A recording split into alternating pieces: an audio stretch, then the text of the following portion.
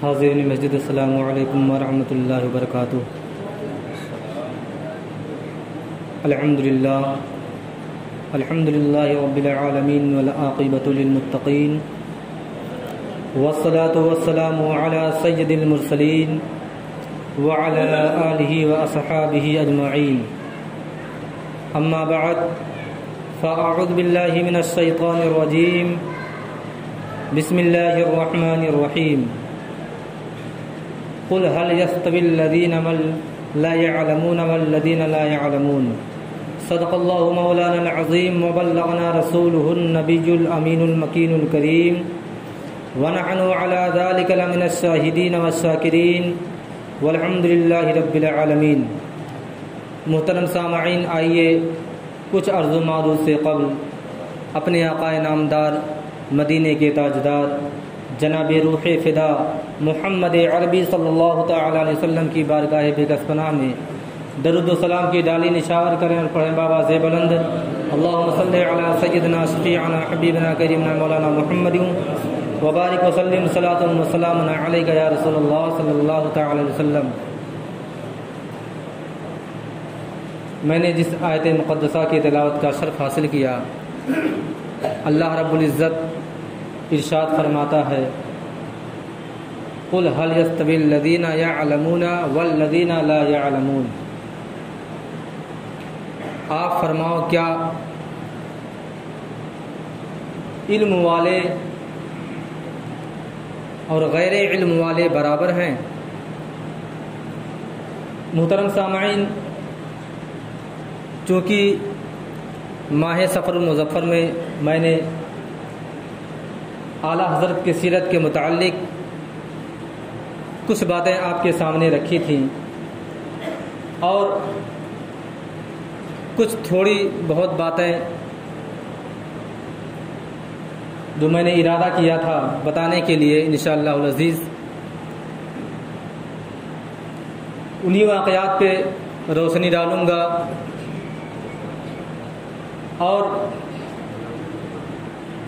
آج اسلامی مہینوں کی یہ مہینہ جو ہمارے اور آپ کے درمیان، جس کی آج تقریباً پہلی تاریخ ہے، شاید بستی کی سرزمین پر ابھی شہادت نہیں ہوئی، لیکن اور کئی جگہوں پر اعلان ہو چکا ہے کہ 29 کا چاند ہو چکا ہے، تو لہذا اسی وجہ سے آج مانا جائے کہ آج ہی پہلی تاریخ ہے۔ یہی وہ ماہ ربیع النور ہے جس میں جی انشاءاللہ العزیز اگلے جمعہ سے کروں گا، کیونکہ کچھ باتیں باقی رہ گئی تھیں تو میں نے سوچا کہ اس جمعہ کو بیان کر دیں۔ چونکہ دنیا میں ہر وہ انسان معزز مانا جاتا ہے، عزت والا مانا جاتا ہے، اور اس کی قدر بھی کی جاتی ہے جس کے اندر ہر چیز کا علم ہو، اور جس کے اندر زیادہ علم ہو اس کی ہر شخص قدر کرتا ہے اور عزت کرتا ہے۔ لہذا امام اہل سنت مجدد دین و ملت امام احمد رضا خان بریلوی رحمۃ اللہ تعالی علیہ ہمارے اور آپ کے درمیان اپنی کچھ ایسی محنت کی کاوشیں چھوڑ گئے۔ آپ نے اپنی زندگی میں جو کارنامہ انجام دیا، آج یقیناً سنیت کے لیے لوہا مانا جاتا ہے، اور اعلیٰ حضرت رحمۃ اللہ تعالی علیہ نے اپنی پوری زندگی درس و تدریس اور کتابوں کی تصنیف میں آپ نے اپنی پوری زندگی صرف کر دی، کیونکہ آپ کے اندر عشق مصطفیٰ آپ کے رگوں میں ہر طریقے سے بھرا ہوا تھا، اور اعلیٰ حضرت کی ہمیشہ خواہش رہتی تھی کہ آپ مدینے کی سرزمین پر جائیں اور اپنے نبی کی روضے کی زیارت کریں، اور آپ کا یہ بھی منصوبہ تھا، آپ کا ارادہ تھا، آپ کی دلی تمنا تھی کہ شاید ہو سکتا ہے مدینے کی حاضری ہو تو آقائے نامدار محمد عربی صلی اللہ تعالی علیہ وسلم کی زیارت نصیب ہو اور عالم بیداری میں زیارت نصیب ہو۔ بہرحال حضور اعلیٰ حضرت نے جب ارادہ فرمایا تو اپنے بڑے صاحبزادے کے ساتھ یعنی حامد رضا حجت الاسلام کے ساتھ آپ اپنے حج پر نکل چکے، اور جس وقت مکہ کی سرزمین پر آپ پہنچے اس وقت آپ کو اتنا شدت کی بخار تھی کہ بتایا جاتا ہے کہ ڈگری جو تھی 105 ڈگری کی بخار تھی، پھر بھی اعلیٰ حضرت رحمۃ اللہ تعالی علیہ اپنے تمام حج کے ارکان کو پورا کرتے رہے، اور مکے ہی کی سرزمین پر جب کسی نے، کیونکہ اس وقت مکے کی سرزمین پر جو گورنر تھے اور ترکی حکومت تھی اور وہاں کے عالم لوگ مفتیان کرام کا دور دور تک چرچا تھا اور علم میں اپنے علم میں اعلیٰ بھی مانے جاتے تھے، تو کسی نے مکہ کی سرزمین پر یہ سوالات بھیجے۔ اس نے سوال کر دیا کہ علم غیب مصطفیٰ پر مجھے حوالہ چاہیے اور اس پر مجھے مستند اور قرآن و حدیث کی روشنی میں دلیلیں چاہیے۔ تو اب مکے کی سرزمین پر چونکہ بڑے بڑے مفتیان کرام تھے، لیکن وجہ یہ تھی کہ جس شخص نے سوال کیا تھا اس نے وقت کی قید لگا دی اور کہا کہ 36 گھنٹے کے اندر مجھے اس کا جواب چاہیے۔ اسی وقت امام احمد رضا خان فاضل بریلوی رضی اللہ تعالی عنہ مکے کی سرزمین پر موجود تھے، اور اکثر علماء کرام کو بھی یہ جانکاری تھی کہ ہندوستان کی سرزمین سے ایک بہت بڑے فقیہ اور عالم آئے ہیں۔ تو جب اعلیٰ حضرت تک یہ بات پہنچی کہ حضور اگر اس کا جواب آپ دے دیتے تو اچھا ہوتا اور بہتر ہوتا، تو اعلیٰ حضرت نے ارادہ فرما لیا، اور چونکہ آپ کو بخار بہت سخت تھا، 105 ڈگری تھی، اور آپ اپنے ہاتھ سے قلم کو نہیں چلا سکتے تھے، اسی وجہ سے اپنے بڑے صاحبزادے حامد رضا خان کو اپنے پاس بٹھایا اور کہا بیٹا جیسا میں کہتا ہوں ویسے لکھتے جاؤ، یہاں تک کہ اعلیٰ حضرت نے 8 گھنٹے میں 5 صفحات جیسی مستند اور قرآن الحدیث کی روشنی میں آپ نے ایک بہترین کتاب شائع فرما دی، تحریر فرما دی۔ اور سوچیے کہ اعلیٰ حضرت اگر خود لکھتے تو کتنی جلدی لکھ دیتے، کیونکہ جب کسی کو کوئی چیز بول کے لکھوائی جاتی ہے تو اس میں ایک وقت لگتا ہے، کیونکہ جب کوئی شخص بولے گا تو دوسرا شخص سنے گا، اور سنے گا اس کے بعد پھر وہ اپنا قلم چلائے گا، اور کچھ بیچ میں بھول جائے گا تو پھر بیچ میں پوچھے گا۔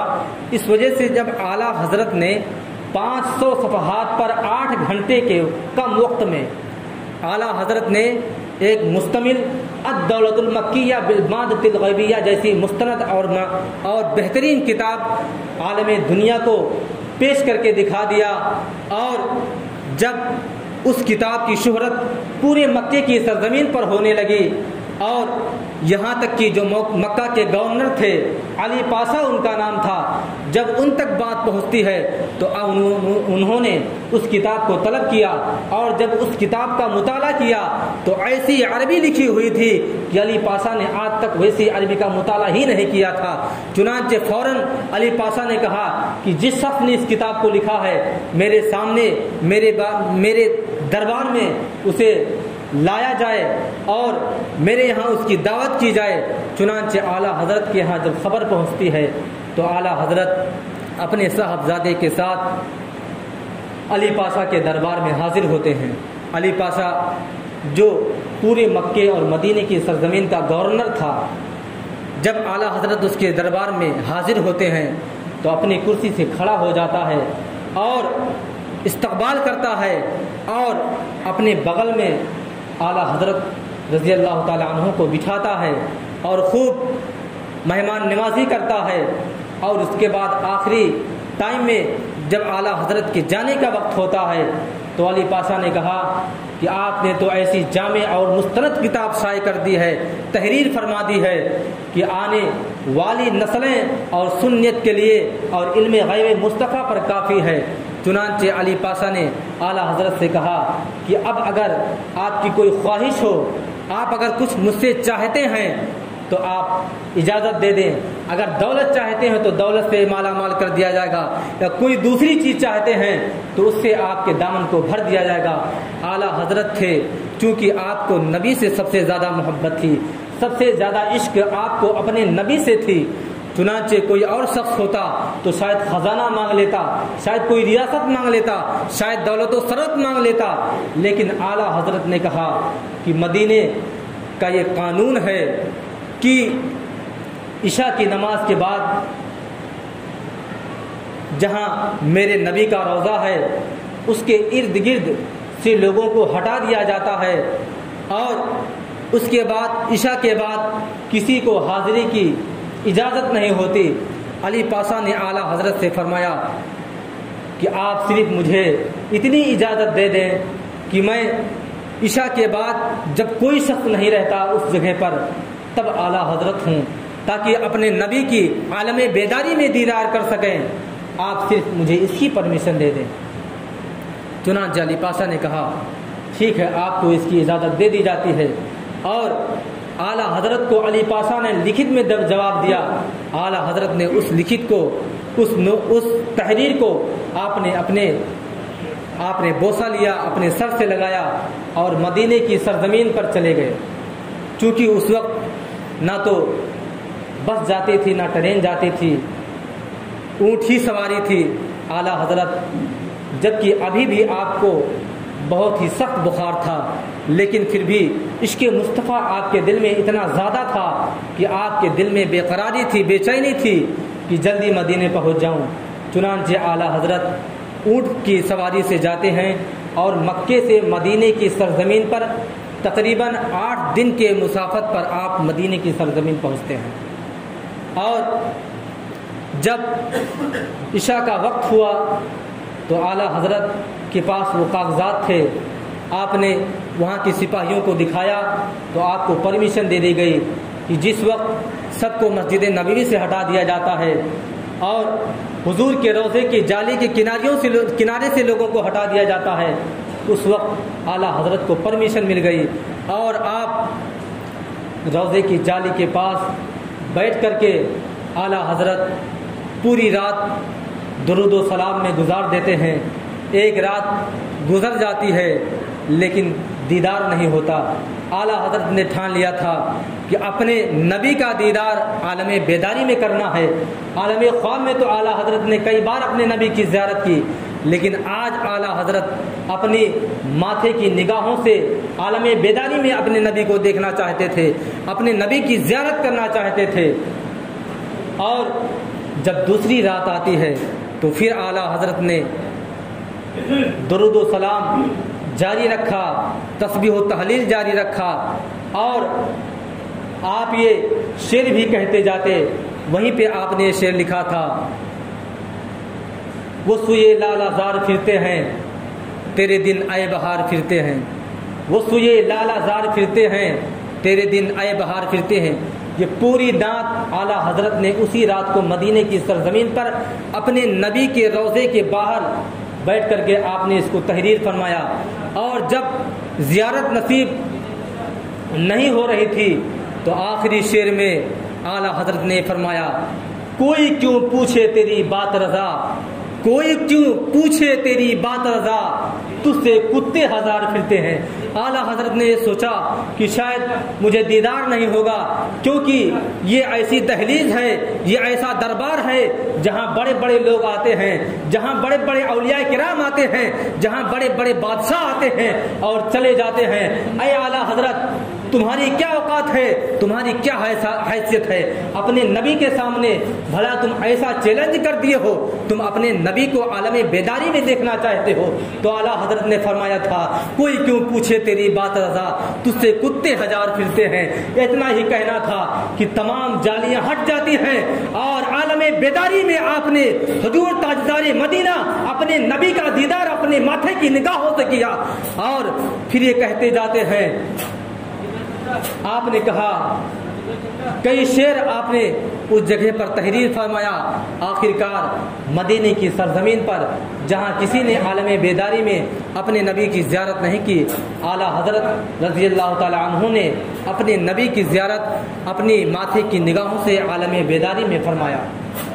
اور آپ نے یہ شعر جو فرمایا، کوئی کیوں پوچھے تیری بات رضا، تجھ سے کتے ہزار پھرتے ہیں۔ یہ کتے وہ کتے نہیں جو گلی میں پھرتے ہیں، دم والے کتے نہیں، اس کا ایک الگ واقعہ ہے۔ واقعہ یوں ہے کہ ایک بزرگ تھے اور ان کے ایک مرید تھے۔ جب ان کے مرید نے اپنے پیر صاحب سے اجازت چاہی کہ حضور میں زیارت حرمین شریفین اور حج ادا کرنا چاہتا ہوں، تو ان کے پیر صاحب نے کہا کہ ٹھیک ہے چلے جاؤ، لیکن مکے سے واپس آ جانا، مدینے مت جانا۔ کہا حضور مکے جاؤں، حج کروں اور مدینے نہ جاؤں، کیسے ہو سکتا ہے؟ کہا اجازت تو دے دیتا، لیکن مدینے جا کر کے تم سے کہیں کوئی بے ادبی نہ ہو جائے، کہیں تم سے کوئی غلطی نہ ہو جائے، کہیں کسی کو تم سے کوئی تکلیف نہ ہو جائے، اس وجہ سے میں چاہتا ہوں کہ تم مدینے نہ جاؤ، مکے کی سرزمین سے حج کر کے واپس آ جاؤ۔ آخرکار 2-3 سال لگاتار اس مرید نے اپنے پیر صاحب سے کہتے رہے۔ آخرکار ایک مرتبہ پیر نے کہا ٹھیک ہے چلے جاؤ، لیکن ایک بات کا خیال رکھنا کہ جب مدینے کی سرزمین پر پہنچنا تو اس بات کا خاص خیال رکھنا کہ مدینے کی سرزمین پر تم سے کسی کو تکلیف نہ ہو پائے۔ لیکن جب مدینے کی سرزمین پر وہ مرید تمام حج کے ارکان کو ادا کر کے پہنچے تو واپسی میں کسی کتے سے ٹکرا گئے اور وہ کتا زخمی ہو گیا۔ جب وہ واپس اپنے پیر صاحب کے پاس آئے تو اس بزرگ نے کہا اپنے مرید سے کہ حج کرائے؟ ہاں حضور حج کر لیا۔ مدینے میں حاضری ہوئی؟ جی حاضری ہو گئی۔ کسی کو کہیں تکلیف تو نہیں؟ نہیں حضور کسی کو کوئی تکلیف نہیں پہنچایا میں نے۔ کہیں یاد کرو ہو سکتا ہے کسی کو کوئی تکلیف پہنچی تم سے؟ کہا نہیں حضور کسی کو تکلیف۔ کہا سوچ کے بتاؤ؟ کہا ہاں حضور جب میں مدینے کی گلی سے واپس آ رہا تھا اپنی منزل کی طرف تو ایک کتے سے ٹھوکر لگ گئی تھی اور کتا زخمی ہو گیا تھا۔ اس بزرگ نے فوراً اپنے قمیض کو اٹھایا، اپنی کمر کو دکھایا، کہا یہ کتا وہی تو نہیں ہے؟ مرید آپ کے قدموں پر گر گئے، کہا حضور آپ ہی تو تشریف تھے، آپ ہی تو تھے، یہی تو کمر ہے، یہی تو زخم ہے جس سے میری وجہ سے جس کو زخم لگا تھا۔ تو ہی اعلیٰ حضرت نے کہا تھا کہ کوئی کیوں پوچھے تیری بات رضا، تجھ سے کتے، یعنی اولیاء کرام کی جھرمٹ اور تمام اولیاء کرام بھی دیگر شکلوں میں حضور تاجدار مدینہ صلی اللہ علیہ وسلم کی زیارت کرتے رہتے ہیں۔ وہ بزرگ بھی تھے جو دوسرے شکل میں گئے تھے اور آپ نے اپنے مرید کو بھی دکھا دیا کہ دیکھو اپنے نبی کی بارگاہ میں آنے والے لوگوں کی تعداد کم نہیں ہوتی، کس کس شکل میں لوگ آتے ہیں تم انہیں پہچان نہیں سکتے۔